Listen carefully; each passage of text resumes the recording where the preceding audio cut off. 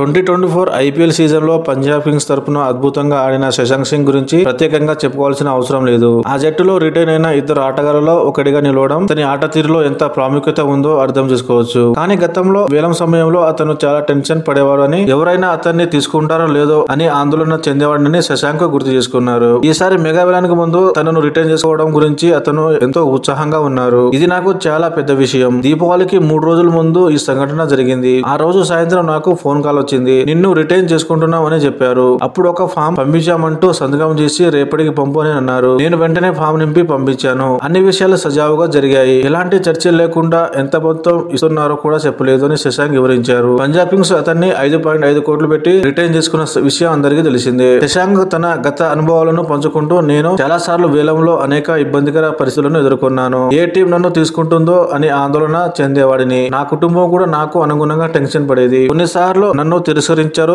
తీసుకున్న తుది జట్టులో పెద్దగా అవకాశాలు రాకపోవడం వల్ల ఆందోళనలో ఉండేవాడిని. కానీ పంజాబ్ కింగ్స్ జట్టులో రిటెన్షన్ గురించి చాలా ఆందోళన పడ్డాను. కానీ నన్ను రిటైన్ చేసుకున్నట్లు కాల్ రాగానే ఎంతో సంతోషంగా అనిపించింది అని చాలా రిలాక్స్డ్ అనుభూతి అని వివరించారు. బౌలింగ్ గురించి మాట్లాడుతూ ఈ ఆల్రౌండర్ తన కష్టపడ్డతనాన్ని పంచుకున్నారు. నేను వేసే 2 ఓవర్లు జట్టుకు కీలకంగా మారవచ్చు. నా పరిమితులు, నా బలాలు తెలుసు. నేను మిచెల్ స్టార్క్ లేదా ప్యాట్ కమిన్స్ లాంటి బౌలర్లను పోల్చను. కానీ నా 18 బంతులు సరిగ్గా వేస్తే మ్యాచ్లను గెలిపించగలను అని తన బౌలింగ్ పై ఆత్మవిశ్వాసం వ్యక్తం చేశారు. గత సీజన్ లో శశాంక్ సింగ్ 164 స్ట్రైక్ రేట్ తో మొత్తం 354 పరుగులు చేశారు. తనకు జరిగిన నాటకీయ పరిణామాల గురించి, పంజాబ్ జట్టులో రావడం చాలా నాటకీయంగా జరిగింది. నా ఎంపిక సమయంలో వేలంలో కొంత గందరగోళం ఏర్పడింది. మొదట ఆ జట్టు నన్ను వద్దనుకుంది. కానీ నా పేరు వేలంలోకి రాగానే కనీస ధర 20 లక్షలకు పంజాబ్ నన్ను కొనుగోలు చేసింది. కానీ వేరే శశాంక్ అనుకుని ఈ శశాంక్ ను తీసుకున్నామని చెప్పారు. కానీ ఆ సమయంలో వ్యాఖ్యాత వేలాన్ని ముగించడంతో పంజాబ్ అంగీకరించక తప్పలేదు. ఆ తర్వాత నేను జట్టులో కీలక ఆటగాడిగా ఎదిగి జట్టు రిటైన్ చేసుకునే స్థాయికి చేరుకున్నాను అని చెప్పారు.